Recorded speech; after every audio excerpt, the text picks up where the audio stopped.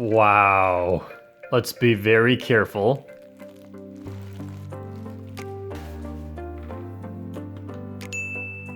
This looks amazing.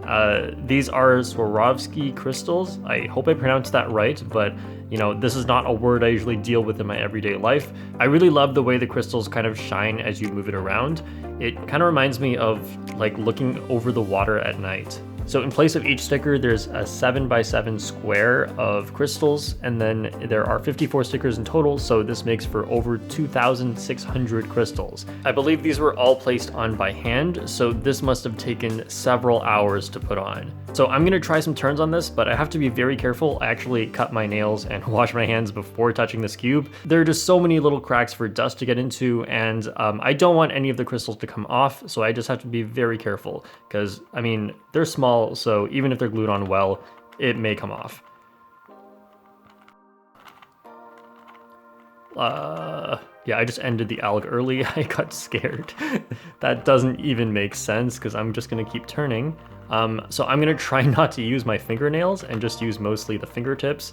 Of course, just go slower than usual, just, you know, being careful. We'll see if anything happens. I may be able to speed up a bit later.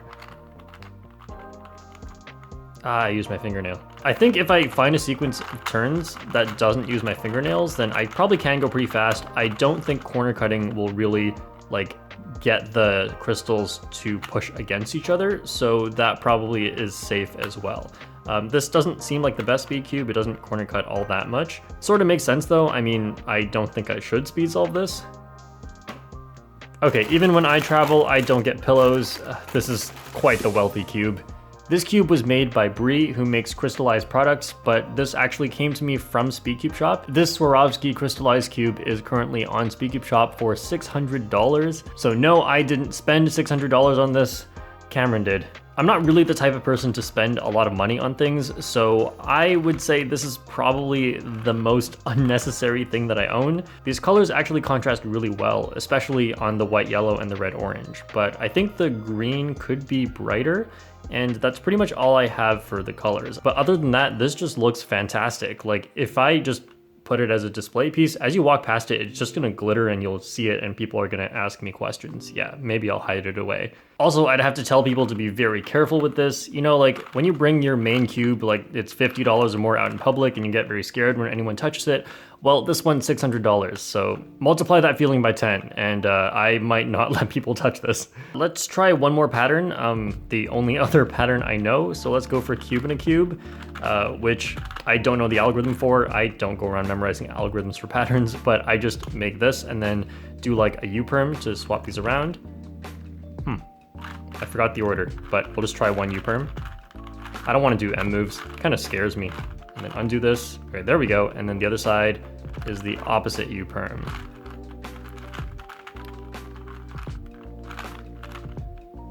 Nice, cube in a cube in a cube. And this side actually looks really Christmassy with all the shiny stuff. This would go with the Christmas mat and candy cane lube. Actually, no. So if you really look at it, the jewels are not like perfectly aligned. Of course, they're put on by hand. It's very hard to do that. The price would go way up, I'm sure, if they try to get this perfect. And I don't know if you can see it on camera, but in some spots, there's like for example, on the green side, we have, that's like the only imperfection I could really find right there. And then there's like some extra glue coming up in some spots. This, of course, is only if you look at it from really close up, but if you step back, this works so well as a display piece from further away that if you really wanted to get it, I don't think that should really be the problem. I'm gonna try a speed solve on this, which is of course just me trying to be careful. There are gonna be some finger tricks I'm gonna try and avoid. Okay, I hadn't seen it scrambled before. This actually looks even better. I don't know why. Normally scrambled cubes don't look that great. It feels like it sparkles more for some reason. I think just having like different colors next to each other makes it look good. I don't know, this cube just always looks good. All right, I got a bit lucky. There's an easy white cross in first pair, so let's do that. But I still have to go slow. Oh, this is so weird. Yeah, doing D moves, I really have to be careful with that because it's not very safe to do D moves. I think I'm going slower than I actually have to, but oh well, that's just what I'm gonna do. I can't, okay, I have to change the alg I do because I can't do the finger trick. The really fancy one, no D moves. And A perm, that's nice, not many moves.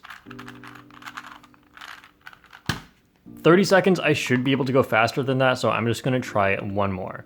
All right, this time I'm doing blue cross and red yellow is my first pair.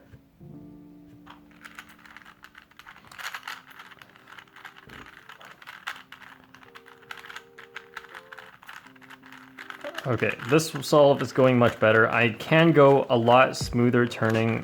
Whatever, I'm just doing the simplest alg I know. Really trying not to slam the cube at the end either. So yeah, this is actually like not the best to speed solve because I'm always really concerned about hitting my nail during especially U-turns and D-turns. I think when I go this way, it's fine, but if I go this way, sometimes I like hook with my nail and I've already cut my nail, so it's basically gone and I still feel that. So yeah, this is not really for speed solving. 20 seconds, I think I can live with that. I'm not gonna risk going faster. Wait, I'm gonna do something really risky here. I give up. Actually, I figured it out. You can't fool me. I lost it. Okay, I found it again. On this side of the red-green edge, it says Hasbro and China and some other stuff. So this is like the Hasbro Rubik's Cube. So this is the Rubik's brand cube, not the Speed Cube. And here it says 0179. So not even close, but it's on the same spot of the red-green and that wasn't anywhere else on the cube. And if you open it up, well, this one's really tight, but there's the white on the corner and the center cap kind of looks the same. So I'm pretty sure this is the same Rubik's brand cube. So could it have been a better cube? Of course, there are like so many better cubes than this, but I think there's a good reason why this one was being used. The reason is because I think for the crystals to look good, they have to be squares. So you need pieces that are square. So here, all the pieces, like if you look at the colors here, they all make a perfect square. Well, a rounded square.